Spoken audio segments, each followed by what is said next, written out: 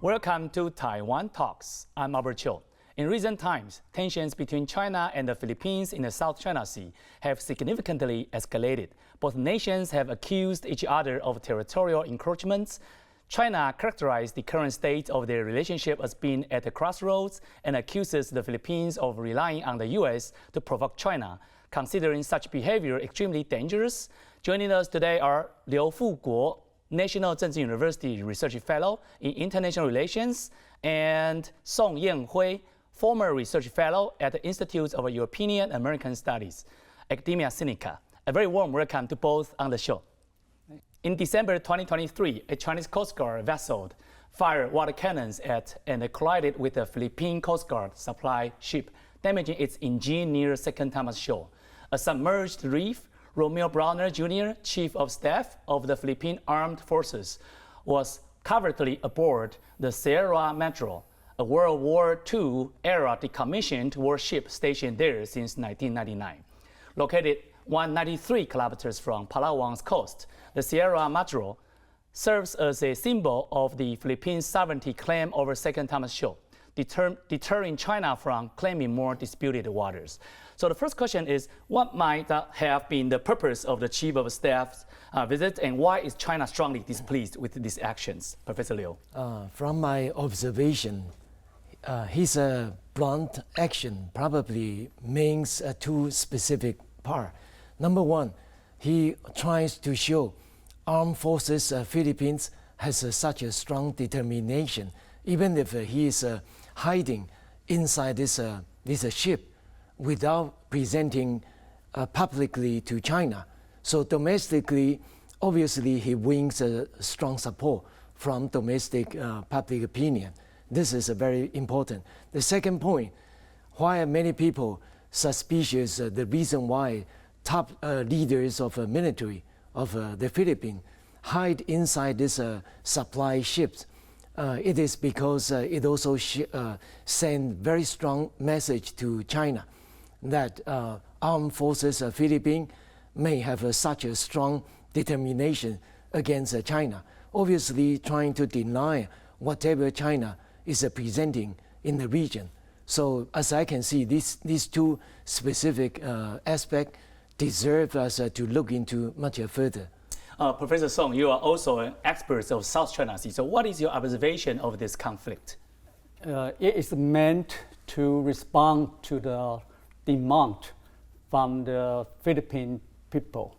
Now, in order to safeguard the Philippines' territorial sovereignty and to challenge the threat posed by PRC, so it is very important for the military to go to that Second Thomas Shoal to maintain military presence.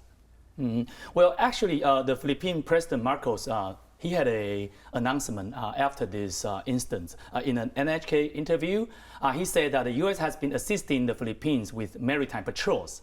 But regarding the situation with the Sierra Madre, the Philippines hopes to resolve it by themselves. Okay, so what message does this statement from Marcos Jr. convey to both the U.S. and also China? Professor Liu, you go first. This is something very interesting. After President Marcos Jr. presented such a different view, people are starting wondering whether the Philippine government would like to gradually ease down such a tension against China, because there is also another connection with the United States.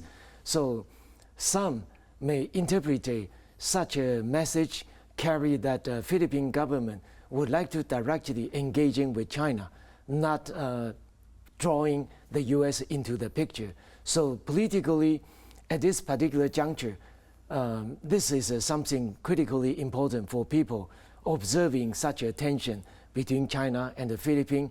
Obviously, President Marcos Jr. is thinking probably because after he addressed this particular message, nobody understands what exactly he is going to take the next step.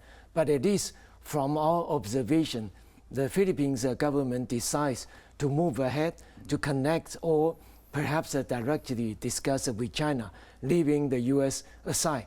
Because if the U.S. is here, obviously the tension would be much more difficult to be solved. So hopefully there is a new beginning between China and the Philippines. Okay, Professor Song, actually we know that the Philippine government, especially the president's attitude towards US and China is one thing. But for another thing is that there's a divide in the domestic Philippine society. Would you help us to understand whether or not the Philippine people in general want to treat China as enemy or not, or maybe kind of explain a little bit in this regard? The South China Sea disputes is not the only issue between the Philippines and the PRC. And in general, the national economic development is very important, in particular between PRC and the Philippines. And the Philippines president say that they are willing to resolve the dispute by itself. But it's easy to say than do it. Now, without the U.S. assistance, it's very difficult for the Philippines to meet the challenge posed by the PRC. So another issue we have to remember that Second Thomas Shaw has developed into a flashpoint, or we so-called time bomb, since May 1999, the first time the warship was grounded. And later on, since the arbitration case, 2014, we see the escalation of that dispute. So right now, if the U.S. intervention with the 1951 Mutual Defense Pact is going to affect the Philippines' national security, and it's going to escalate tension in the South China Sea, destabilize the situation in the South China Sea, and that's not good for the Philippines. So President Marcos said that we are willing to resolve the dispute, but it's easy to say than do. But also, I was wondering, is there any group of people in the Philippine society, I mean, the public opinion in the Philippines, that would like to, have more trade relations with China instead of conflict with China? It's a very interesting question, because based upon the Philippines Constitution, you cannot give up any inch of the territory to the foreign country. You are not willing to cooperate, jointly develop the oil resources in the South China Sea. For example, if the public opinion is opposing that kind of a proposal. So when you talk about the nationalism, the sense of the public opinion, they want to meet the challenge posed by the PRC. Okay. In late December, the foreign minister of China and the Philippines had a phone call during which Wang Yi pointed out that the two countries' relationship is now at a crossroads and urged the Philippines to act cautiously. Both countries agreed to hold bilateral dialogues on the South China Sea issue as soon as possible. Could this mean the easing tension between the two countries are coming around the corner? Basically, from Beijing or Manila, the tension should not be escalated further. Both of them hope that there is a certain way they can get around with it. As Professor Song just highlighted, the relations have been emphasized many times by Beijing. Basically, the relations, South China Sea only counts for one part of bilateral relations. There are still so much to be explored. Basically, as you just asked, public opinion inside the Philippines, obviously for long-term relations, there is a very strong pro-American perspective and also political forces. But of course, after such a year, under President Duterte, the former president, obviously there is a strong Chinese supporters in the Philippines as well. So obviously when the government takes a very drastic approach, the other different perspective will not be happy. Obviously they will be very challenging, but as you just highlighted, Minister Wang Yi met with his counterpart, and obvious dialogue with his counterpart. Obviously, it reflects such an important. At this point, politically, both sides hope that through this diplomatic discussion, they hope they can reduce the tension surrounding Second Thomas Shelf as well as Scarborough Shelf. But I think this is just a political hope. as a new year comes. But we do not know how much they can do in the next few weeks' time. Professor Song, would you say that the Philippine-China relationship has reached a new low, especially compared with before when Duterte was in office? Getting worse and become tense, no doubt about that. In particular, the U.S. intervention. U.S. provide military assistance and the military bases established and so on. And in addition to that, we see that kind of joint maritime patrolling. Not only United States, Japan, Australia. Now we are going to see warships from UK, from Canada, from France, and so on. So that is going to trigger the escalated tension between the Philippines and the PRC and between the United States and China. So that kind of a time bomb is ticking. There's an urgent need for the two sides to start dialogue. As Wang Yi and the Foreign Secretary of the Philippines agreed that there's a need to do this. But at this moment, we see that kind of only on the surface. There's no serious dialogue begin. In particular, China is reluctant to have serious negotiation, given the fact that the Philippines is provoked and is seeking cooperation from the United States, Japan, Australia, and other countries. So at this moment, we like to see that kind of dialogue begin. And I have been suggesting that there is an urgent need to establish a working group or group of experts.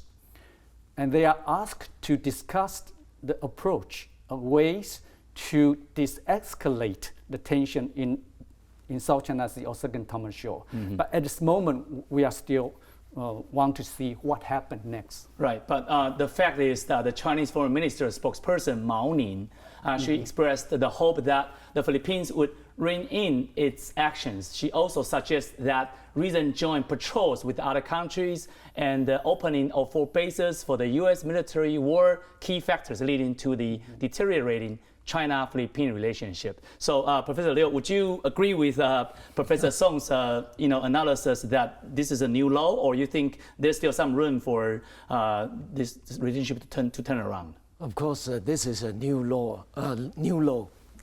Looking back in the last almost 8-9 years, this is the lowest time in the past almost a decade, because the U.S. is now coming back much strongly, influencing the Philippines' policy vis-a-vis China. But I was looking into the summit between President Xi Jinping and President Joe Biden in San Francisco earlier. Obviously, between Beijing and Washington, they are trying to find a way to manage a conflict, a potential conflict. So basically, this is a crisis management. So thereafter, we see President Marcos Jr. is also trying to follow this same line, trying to find a way to dialogue with China. But of course, as you just mentioned, Foreign Ministry's spokesperson Mao Ning warned Philippines. This is something, if the Philippine government continuously helps the United States expanding these 4 military bases, it shows that this is the way deteriorating bilateral relations with China. But from my observation, the Philippines has at this moment already negotiated with the United States, signed the agreement, and basically this is the fixed direction. I just don't know whether after the warning, Manila will change the course of their policy. Basically, they will push further in this particular area, but perhaps not just try to be more provocative to China. Perhaps in the next few months, hopefully the tension will not be escalated further. This is the hope. All right. Actually, in 2023, China held a record for general promotion ceremonies, promoting Wang Wenquan of the Southern Theater Command and Hu Zhongmin Navy Commander to higher ranks. Subsequently, former Navy Commander Dong Jun to become Defense Minister, a first time for a naval officer. So what do these appointments imply amid South China Sea tensions? Because we see this record unprecedented promotion of the 3 to 4 generals at the same time. Professor? I think it deserves close attention and observation with regard to the future direction of the PRC maritime security policy strategy, in addition to the law enforcement activities by the Chinese Coast Guard. And that will come to the other development related to the competition between the United States and the PRC. The United States has the Indo-Pacific strategy, and China has the Maritime Silk Road initiative and so on. So that kind of competition will expand not only in the South China Sea, but also in the Sea of Japan, even to the Indian Ocean and the Pacific. So that kind of appointment, the 35 years, the new record, the Navy commander become the National Defense Minister. It has very important geopolitical and strategic implication. So that we need to pay more attention to the action taken by China in the coming maybe month after the new minister fulfill his job. So let's take a close look. Does that mean China try to change the nature of the superpower from a land power to a sea power? No doubt about that. Blue Navy and then the maritime power, that's the national goal by Xi Jinping. So they are moving to that direction. In addition to that, the more challenge from Japan, from the Philippines, from other countries, the United States as well. So they want to do something to meet the challenge, and not kind of new cabinet, not kind of new defense minister has very important implication. Professor Liu? Yes, as I can see, basically the function of a Minister of Defense in China is not something like our country and also many other countries, which means that Chinese Minister of Defense basically represent more military diplomacy. So whenever we see in different important meetings like Shangri-La dialogue and also other high-level defense dialogue or meeting, basically represented by Minister of Defense of PRC. But it really means that Defense Minister of Defense of China does not have such a great power deciding defense policy in China. So basically, the serious question is whether China, by assigning this job to Dong Jun as a naval command, upgraded to Minister of Defense, what we see, and also many other foreign analysts have said, is very important. His main job probably, as I can see, two fronts. Number one, at this point, U.S. and China, Dong Jun's responsibility is trying to seek for such a de-escalation with U.S. military, especially in East China Sea, Taiwan Strait, and also South China Sea. So that is the way people believe with his long career engaging with the United States as a naval officer. So it's lower the tension instead of escalating the tension. Exactly. Okay. This is one front. He can dialogue and representing PRC, dialoguing with China, so controlling and also manage potential crisis from the ocean. So this is the first one. The other one is he has a long career in the South China Sea. So at this particular point, with his assignment and also appointment of this new Navy commander, Hu Zhongmin, I think both of them would have a much stronger experience in South China Sea. So in the future, with whichever country that like Philippines or Vietnam, other country provoke in the South China Sea, there is a certain way they can take a very drastic movement in the South China Sea. Okay, Mateo Aquila, the spokesperson for the Philippine military, said the Philippines is not provoking conflict. We follow international law and we are only implementing our domestic law, meaning the limits of our territorial waters, our exclusive economic zone or EEZ, where we have sovereign rights. In 2016, the Permanent Court of Arbitration in The Hague issued a ruling that recognized all three of the Philippines' claims and rejected China's vast majority of sovereignty claims in the South China Sea. So Professor Song, from the perspective of international maritime, how can the sovereignty dispute in the South China Sea be explained from the international law's perspective?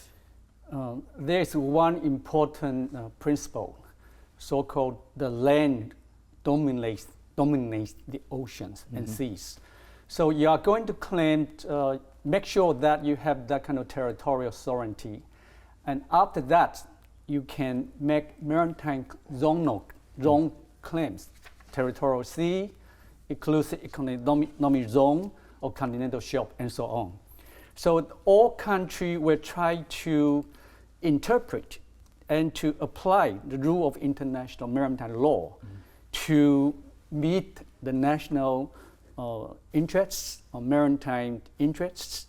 But it's very important to know that all countries will try to interpret the rule if that rule is at their advantage, fulfill or good for their maritime claims. So for example, status of island, United States claims something different from China. So you mentioned the arbitration, although the Philippines won, maybe there are 15 claims by the Philippines. Philippines won about 13.4 or 5, something like that. But China does not accept that. Does not accept that kind of the arbitration award. So they are seeing that kind of the interpretation and application of the rule of international law are different. But no matter what, we like to see all countries to follow the rule of international order. But who set the rules? That's a question to discuss. Okay, I also wonder, Professor Liu, we know that Chinese government, they say that they also have a basis in international law, that they have this claim. And help us to understand the mentality of the CCP regarding the sovereignty in the South China Sea. Basically, we have learned from our South China Sea policy. 9-line, sorry, yes, 9 lines. Because Chinese 9-line now is transforming into 10-lines 2 months ago when they published a new map. But this 9-line concept was originated from Republic of China. Our South China Sea policy dates back to 1947 when our government published this 11-line. But of course, after that, international politics transformed. PRC currently inherits this idea and transforming into 9-line. So even if many countries and also international community at this moment thinks universal value, which is concurred to UN Convention on the Law of Sea, this is the idea. If based on this UNCLOS, obviously Chinese PRC and ROC claims in the South China Sea would be contradicts with whatever we see today, UNCLOS. But there is still a critical point, has not been really explored further, how exactly UNCLOS, when this contradict with this regional and also traditionally developed, exists in the South China Sea. So for now, most of the countries supported by the United States and Western countries argue against this idea. So they argue under current UNCLOS, there is no differences except UNCLOS itself. So our claim 11-line or Chinese 9-line currently would be considered contradict to UNCLOS. Okay, Professor Song, the South China Sea dispute is also closely related to Taiwan's interest. As we know that you had experience to visit the Taiping Island, which is also belong to the sovereignty of Taiwan. So what is the significance for Taiwan in the South China Sea, given we still occupy or we still have the sovereignty over the Taiping Island? China does not accept the 2016 arbitral award, right? And China have different view with regard to innocent passage for warship. United States and China have different views. Now, straight baseline draw in the South China Sea. Again, U.S. said, no, you don't have this right. But China want to use straight baseline. And maybe military activities within the exclusive economic zone, China say, no, you cannot do this. The United States say yes. And you just mentioned the historical title or historical rights in the South China Sea encircled by the 9th dash line. Actually, from Taiwan's perspective, we have 11 dash line or U-shaped line. But that 10th line was drawn back to 1950s, not the new map.